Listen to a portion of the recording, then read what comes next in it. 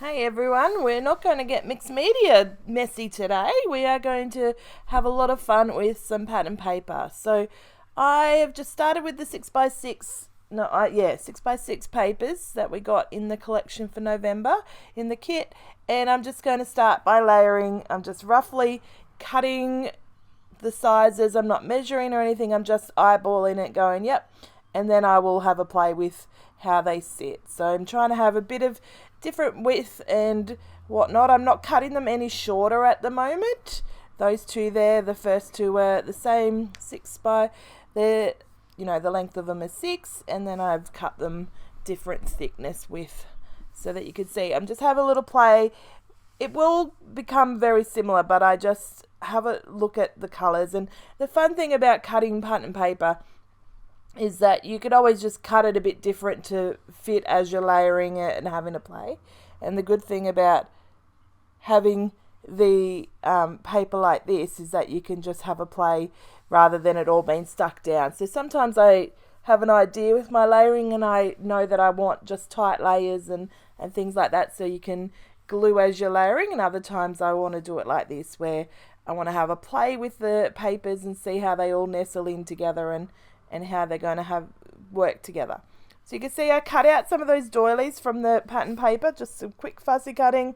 I do cut a few of them and I've laid them here, but in a bit they'd actually come off and I don't actually use them in the finished layout. They're just not what was needed. I thought I'd add in some of this pinky orangey colour a bit more by having this ruler, so cutting that down. I didn't want to cut the number, so I cut it in the middle so that it was all the numbers were intact and we could see that. But then I ended up covering some of those numbers anyway, which is quite funny. And I really knew I wanted to use this scissor paper, so I wanted to have it a good amount of it showing so that you could tell that it was scissors. And so I just cut a strip, and then I'm going to use the other side as well. Well, I figured I probably could use the other side as well. So just tidying up the layers a bit better so that I have an idea, so that I can finalize the layout position and glue it down. So you can see here the scissors paper is going to go that way, and that way there's a fair bit of it showing down the bottom. Sorry, it's out of screen a little.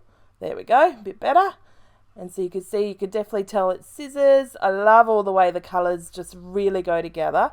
That's the good thing about using collections, or a lot of the collection in the kit, is that you get the cohesiveness, and then whatever extras Steph adds in always match with the collection really nicely. So it's very fun to have that already done for you and just work with the kit.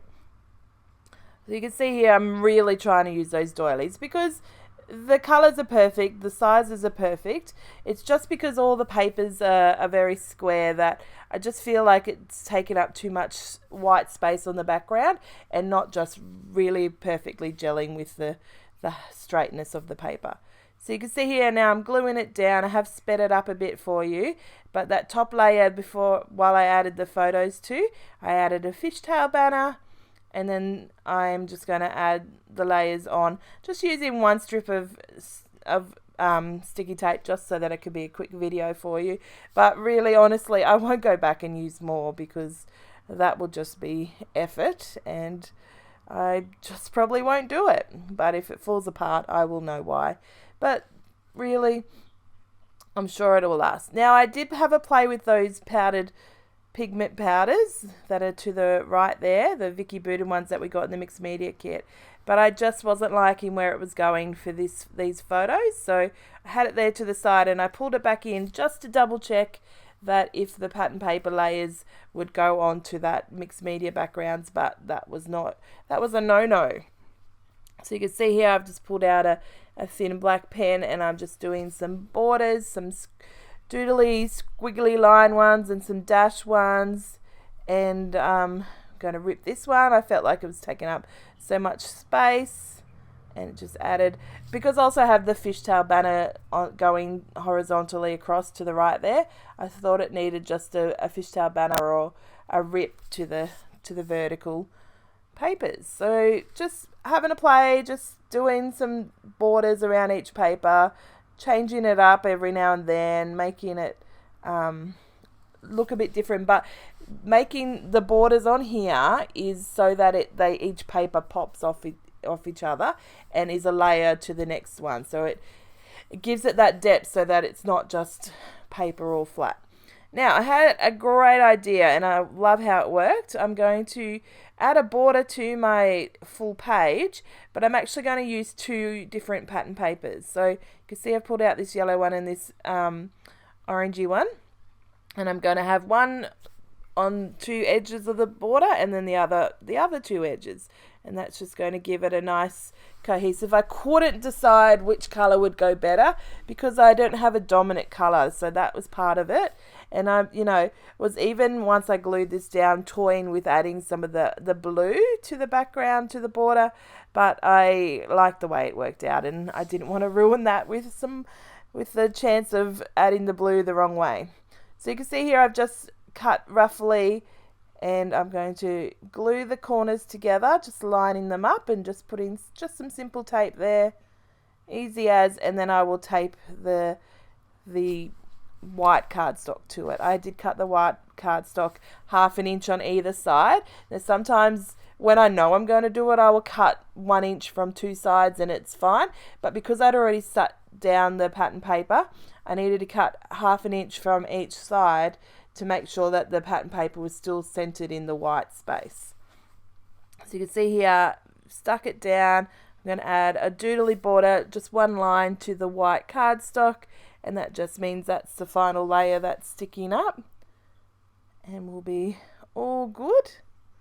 And then I was just trying to work out why my border wasn't working for me, and I realized maybe if I cut on a diagonal and that was the join of the 2 colors, that it would work so good, so much better. And it was exactly the right choice. This one down here I obviously didn't stick very well because it's not 100% the right line, but we will ignore that, won't we? We won't bother about it.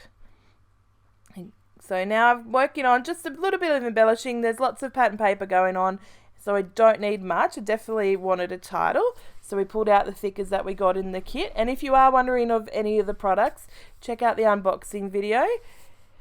So I've got the title there happening, which brings in some more of those pops of the same colours, which is great. And I just wondered whether I wanted those scissors, but they're actually using shaving cream in this photo. They got shaving cream and some food dye, and that's what they're having to play with.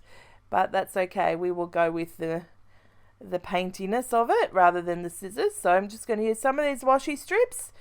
That phrase just worked perfectly, and then I liked the pop of blue. I did want a pop of what did I want? I think yellow I wanted, but we didn't have one, so I couldn't grab that. But that's okay. We don't know that it was missing that at all. So I've got that yellow circle with art up the top, and I've added that paintbrush with, a bottle of water with the paintbrushes sticking out. Adding these buttons. I love these buttons. I want so many more, but that's okay. We will work with what I've got. And I'm just going to add the 3 little clusters. Nothing crazy because, like I said, the pattern paper does a lot for the layout. Just going to add a couple of puffy hearts and then a couple of puffy words next to those buttons. So just simple little clusters. Didn't want to overdo it.